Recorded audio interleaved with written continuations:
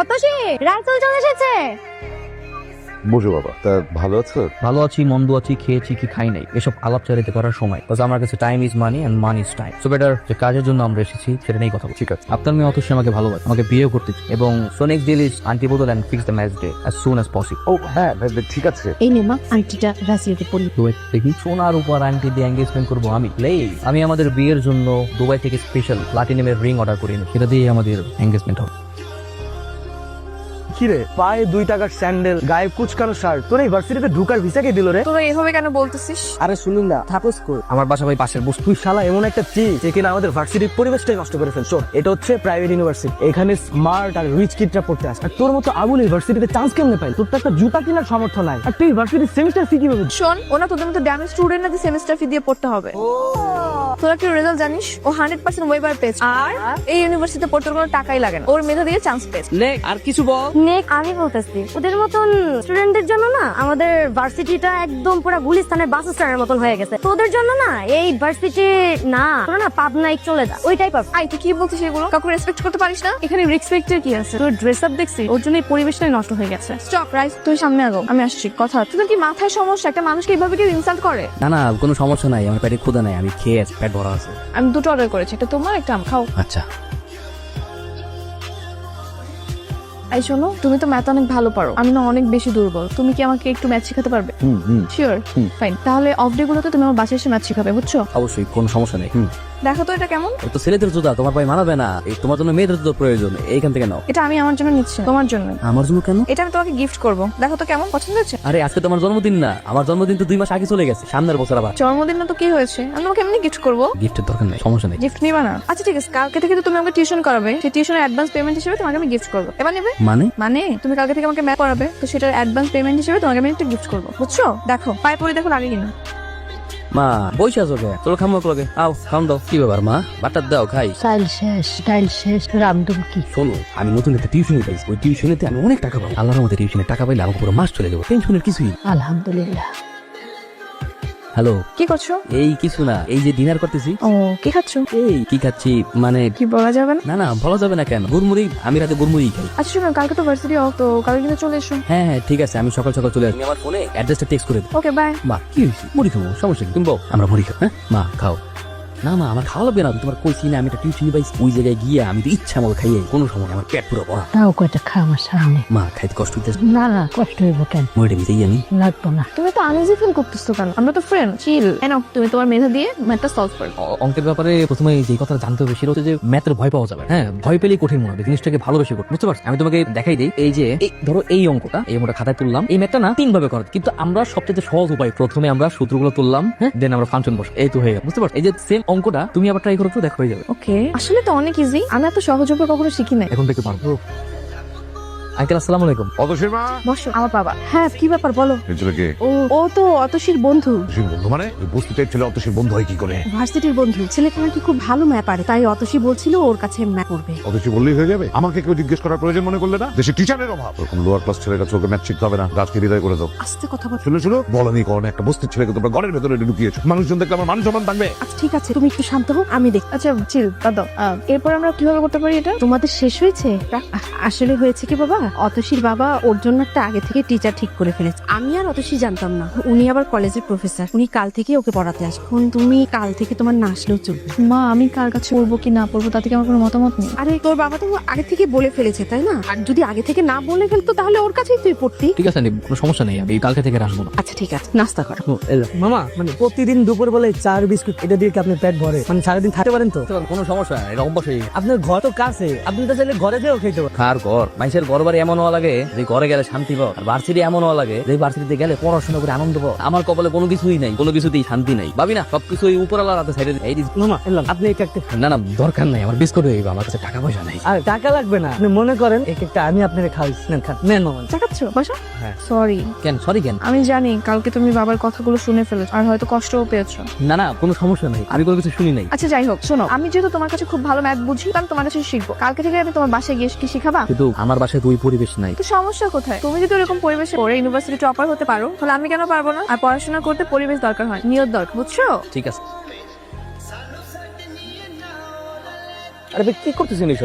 মাসে মাসে থাকতে পারবা, ভাড়া দিবে না, এইরকম ভাড়াটি আমার দরকার নাই। ভাই আমি আপনার বললাম তো, আমার 2 দিন সময় দিন, আমি আপনার সব টাকা দিয়ে দিতে ভাই। এই তোমার তো সময় দিতে দিতে আমার ঘড়ি নষ্ট হয়ে গেছে, তোমার সময় দেওয়ার আমার টাইম নাই, গাড়ি বুঝকাবেন দিয়ে চলে যাবা। ভাই ভাই আমি না নতুন একটা টিউশন নেব, টিউশনের টাকা পাইলে আমি আপনার টাকা দিয়ে দিই। এই তোর পকেটে 2 টাকা, তুই টিউশনি করে তুই খাবি না আমারই টাকা দিবি? ভাই আমি তো কইলাম আপনার ভাই টিউশনের টাকা পাইলে আমি আপনার টাকা দিয়ে দিব, দিনের জন্য আমার চুপটা বসে এই ভাড়া দিতে পারো না, আবার লজ্জাও লাগে? এত লজ্জা দেখার আমার টাইম নাই। 2 দিন মাত্র সময় দিলাম, যদি ভাড়া দিতে না পারো এর মধ্যে, তাহলে আমি তোমার লাইফে বাইর করি, মনে থাকে যান। এই তো ভালো, চলো ভিতরে যাই। আসো আসো আসো আসো আসো, তুমি আসো, তুমি আসো আসো আসো আসো আসো আসো আসো, তোমার যে কই বসতে দেবো সব কিছু একটু মজা দিচ্ছে। বসো না বসো না বসো না। আরে তুমি ব্যস্ত হয়ে না, ইজি, তোমাদের রুমটা খুব গোছালো, সুন্দর। Thank you. তো চলো আমরা শুরু করি পড়াশোনা। আচ্ছা। আন্টি আসসালামু আলাইকুম। ওয়ালাইকুম সালাম। বসো মা, 20টা টাকা হবে? কেন? ঘরে মেহমান আইছে, একটু চানাচুর বিস্কুট আনাই। আমার কাছে তো ভাঙতি নাই, তুমি যাও আমি দেখতেছি, যাও। আচ্ছা তুমি একটু বসো, আমি দোকান থেকে আসতেছি। হ্যাঁ এই কোথায় যাও? মেহমান আসছো ঘরে, বিস্কুট আনি। কিছু লাগবে না, আমি খেয়ে আসছি, তুমি ব্যস্ত হয়ে না। কিছুটা খাও। তাহলে মুড়ি মুড়ি খাই। মুড়ি খাইতে পারে। মা একটা বাড়ি আর পেঁয়াজ মরিচ কাটে নিয়ে আসো তো। চলো আমরা পড়াশোনা শুরু করি আর মুড়ি খাই। তো আজকে নতুন কি শিখাবো আমাকে?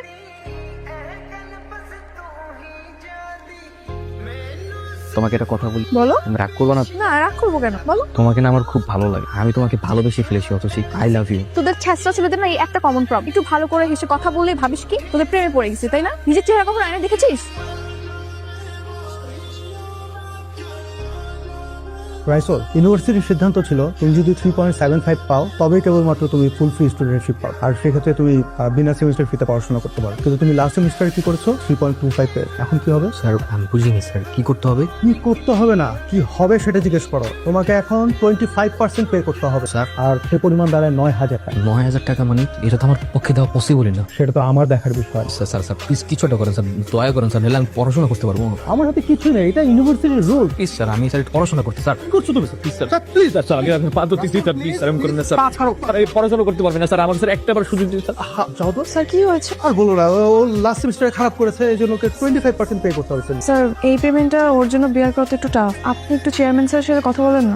আমার কাছে কিছুই করার নেই, আমি চেয়ারম্যান স্যারকে কি বলবো? স্যার তারপর আপনি একটু চেষ্টা করেন না, আপনি পারবেন স্যার। আচ্ছা ঠিক আছে, তুমি যদি এত করে বলছো। আর রাইসল, তুমি ব্রিলিয়েন্ট ছেলে, তোমাকে আমি লাইক করি। তোমার এবারে সেমিস্টার ফিটা আমি দিয়ে দিচ্ছি, শুধু প্রমিস করো নেক্সট টাইম ভালো করে পড়াশোনা করো। Promise? Thank you sir. Hello, কি ব্যাপার, আজকে তো তোমার একটা ফ্রেন্ডের বার্থডে, ভুলে গেছো? একটা উইশও তো বললাম। সরি আমি ভুলে গেছিলাম, হ্যাপি বার্থডে অথচ। Thank you. শোনো, কালকে আমাদের বাসায় ছোট করে সেলিব্রেশন হবে আমার বার্থডে, তো কালকে কিন্তু চলে আসবা। অবশ্যই অবশ্যই। ওকে বাই, কালকে দেখা হবে। আচ্ছা ঠিক আছে। মামার একটা বান্ধবী আছে না, ওই যে অতসী, অন্যকে একটা জন্মদিন, এখন আমার একটা দাওয়াত দিয়েছে, কিছু একটা দেওয়া লাগে। বড় লোক বন্ধুর জন্মদিন, দেওয়ানি তো লাগে। মা ওর দ্বারা তো কোনো টাকা পয়সা নেই। এক কাম করো, যে আজকে তো আমি একটা হাঁস বেচে 300 টাকা দিয়া, ওই টাকাটা তুই নিয়ে যাও, কিছু একটা কিনা দিস। ঠিক আছে মা, তুমি জানো না ওরা অনেক ভালো। পরিচয় করে দিই, আমার cousin Munna. Hi hello, hi guys, we do hi Adarshi, তাড়াতাড়ি শুরু করলাম, কেকটা কেটে ফেলি। খুব তাড়া। করবো, কিন্তু রাইসুল তো এখন আসলো না। রাইসুল ব্যাপার। আবার আদর্শ বয়ফ্রেন্ড? না ভাইয়া, জাস্ট ফ্রেন্ড। তুইও না? আরে রাইসুল চলে এসছে। হাই। হাই হাই, এই আবুল কাটা আতশীর ফ্রেন্ড। কি ভাইয়া? আবার হাতে কি নিয়ে আসছে দেখি, গিফট নাকি? নাও দেখি। এটা কি কোনো ফুটপাথ থেকে আনাছে?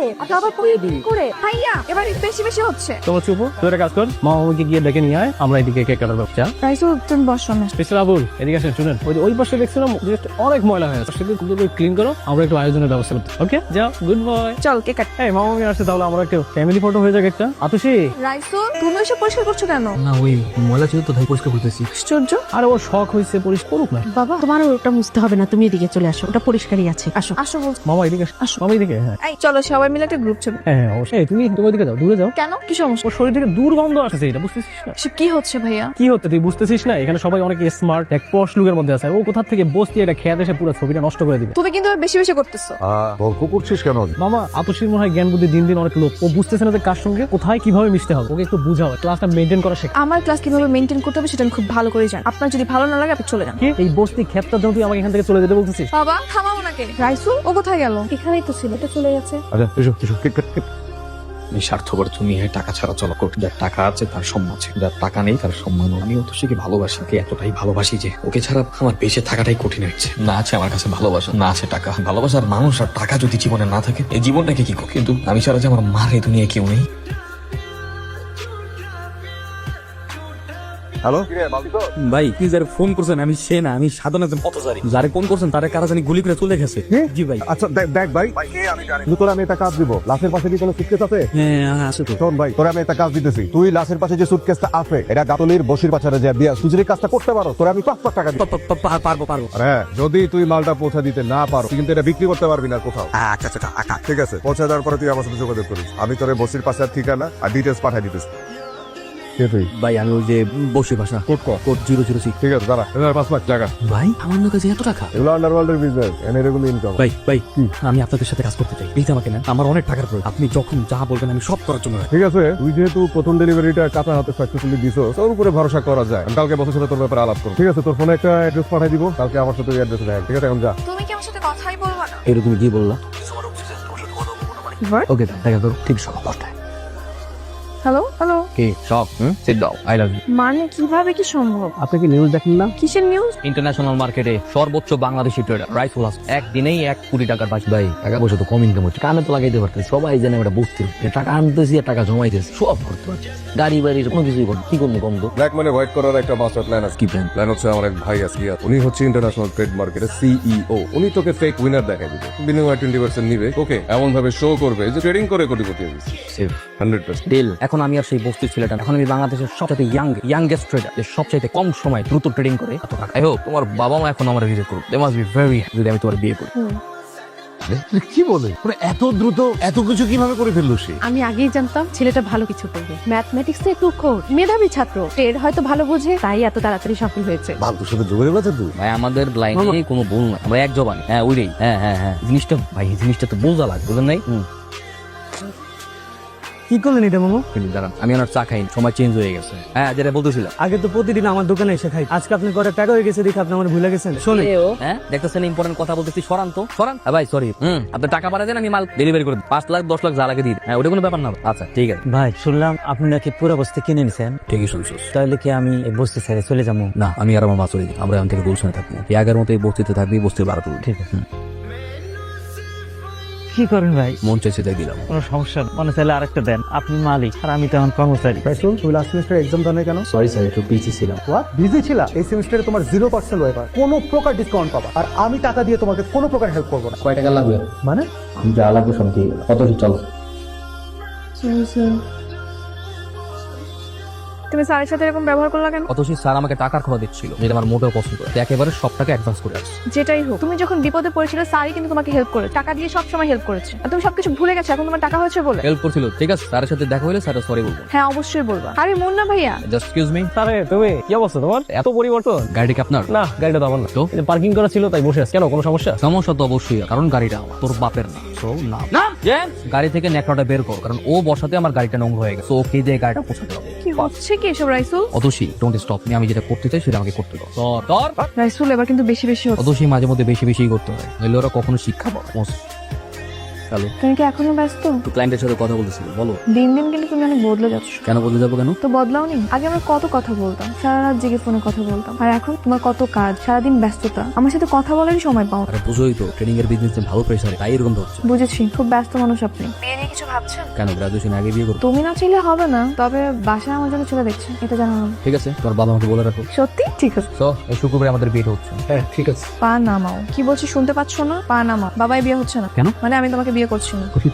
তুমি কি বলতেছো? তুমি বলতেছো সব। আমি যে রাইসুলকে চিনতাম, যাকে আমি ভালোবেসেছিলাম, সেই রাইসুল তুমি না। কিন্তু তোমার পরিবার, তোমার ফ্যামিলি এই রাইসুলকে পছন্দ করে, ওই রাইসুলকে না। বিয়েটা আমি করব, আমার ফ্যামিলি না। আমাকে অপছন্দ করার কারণ? তোমার অহংকার, তোমার দাম্ভিক, আঙুল ফুলে কলা গাছ হয়েছে তোমার, ঠিক হঠাৎ করে পাওয়া টাকার মতো, যেটা তোমাকে পশু বানিয়ে ফেলে। এই ইনকামের টাকাগুলো যদি তোমার কষ্টের হতো না, তাহলে হয়তো তোমার এত অহংকার বাড়তো না। অহংকারে তুমি পুরো অন্ধ হয়ে গেছো। যারা একসময় তোমার পাশে ছিল বিপদে, তুমি এখন টাকার অহংকারে তাদের সঙ্গে দুর্ব্যবহার করছো। একটা কথা মাথায় রাখো, অনেক টাকা হলেই তাকে সম্মানিত ব্যক্তি বলা যায়। সম্মান পায় মানুষ তার আচার ব্যবহার, যেটা তোমার মধ্যে নেই। তোমার মতো একটা অহংকারী মানুষকে বিয়ে করলে আমি কখনোই সুখী হব না। তুমি আসতে পারো। খোকা, তুই এখনো ঘুমাস নাই? এইখানে দাঁড়িয়ে আছিস? ঘরে চল। মা তো সে আমাকে বিয়ে করবে না, আর আমার কোনো কিছু ভালো লাগতেছে না। আমি একটা কথা বলি বাবা, আগে তোর টাকা পয়সা ছিল না, কিন্তু মানুষ শান্তি ছিল, নিশ্চিন্তে ঘুমাইতে পারি। কয়টা মাস হয়ে গেল আমি না তোরে ঘুমাইতে দেখি না, দেখি শুধু মানুষের সাথে দুর্ব্যবহার আর দুষ্টাক্তে। যারে ভালোবাসলি সেও তোরে ছাইরা চলে গেল। তুই সব ছাইরাতে এমন একটা কাজ কর যেটা করে তুই নিশ্চিন্তে ঘুমাইতে পারবি, মানসিক তৃপ্তি পাবি। বারবার ফোন দিচ্ছ কেন? কালকে আমার সাথে দেখা করতে পারবো শেষবারের মতো। ঠিক আছে। কি ব্যাপার? সেই আগের বস্তি, স্যান্ডেল, শার্ট, প্যান্ট, মানে কি? তুমি ঠিকই বলছিলে, হুট করে এতগুলো টাকা পাওয়ার পরে আমি অমানুষ হয়ে গেছি। আমি এখন মানুষ হইতে চাই, পড়াশোনা শেষ করতে চাই, সৎভাবে উপার্জন করে নিজের পায়ে দাঁড়াতে চাই। ভালো, তো আমাকে কেন ডেকেছো? সত্যি বলতে তোমাকে একটা সত্য জানাতে চাই। কি সত্য? যে মেয়ে নিঃস্বার্থ ভাবে একটা ছেলেকে ভালোবাসে, সেই ছেলেটা সেই মেয়েটার জন্য পৃথিবী উপরে ফেলতে টাকা পয়সা, বাড়ি গাড়ি, দল সব তো কোনো কিছুই। তাই আমি আমার যত অবস্থাপন, যত সম্পত্তি, যা কিছু আছে সবকিছু বিভিন্ন এতিমখানা মাদ্রাসা দান করে দিয়ে এসেছি। দান করে খুব ভালোই করেছো। সব তো তোমার ব্ল্যাক মানিই ছিল। তুমি কিভাবে জানলে? তুমি কি ভাবছো তোমার সবকিছু আমার কাছে অজানা? আমি সবই জানতাম। খুব ভালো হয়েছে যে নিজের ভুলটা বুঝতে পেরে আগে থেকে সূর্য নিয়েছো। দেখো তো, আমি শুরু থেকে তোমাকে ভালোবাসি, তোমার মায়া পড়েছিলাম, কিন্তু আমি জানতাম যে তোমার আমার ভালোবাসার কোনো পরিণতি নেই। আমি যদি আমার নিজের অবস্থান থেকে তোমাদের ফ্যামিলি প্রস্তাব পাঠাই, সেটা কখনো তারা গ্রহণ করবে না। আমি আমার নিজের অবস্থান যাই, আর এই সবকিছুর মূলে ছিল টাকার জন্য। আমি আর এমন কোনো জায়গা না, নিজের ঘর বলো, বাড়ি বলো, ভার্সিটি, ফ্রেন্ড সার্কেল, বন্ধু বান্ধব, এমন কোনো প্লেস নাই যে অপমান অপদস্থ হয়নি। কিন্তু তোমার ফ্যামিলির সামনে তাই টাকা কিভাবে কামাবো, এটাই ছিল আমার প্রধান লক্ষ্য। এটা বৈধ হোক আর অবৈধ, তোমাকে পাওয়ার জন্য আমি সবকিছু করার জন্য। কিন্তু আমি জানতাম যতক্ষণ না পর্যন্ত আমি অনেক টাকা কামাতে না পারবো, তোমার ফ্যামিলি আমাকে গ্রহণ করবে। কিন্তু দেখো, এত টাকার মালিক হওয়ার পরেও তোমার ফ্যামিলি আমাকে ঠিকই গ্রহণ করবে, কিন্তু তুমি আমাকে গ্রহণ করবে না। তুমি তোমার চোখ দিয়ে যেভাবে আমাকে দেখেছো, আমি তোমাকে সেভাবে দেখিনি। আমি সবসময় তোমাকে একটা সৎ, সহজ সরল মানুষ হিসেবে ভালোবেসেছি। এখন তো আমি আবার সেই আগের রেসেল হয়ে গেছি, সহজ সহজ সরল, সব বাদিয়ে দিয়েছি। এখন কি আমি ভালোবাসবো? ভালোবাসি বলেই তো আসছি।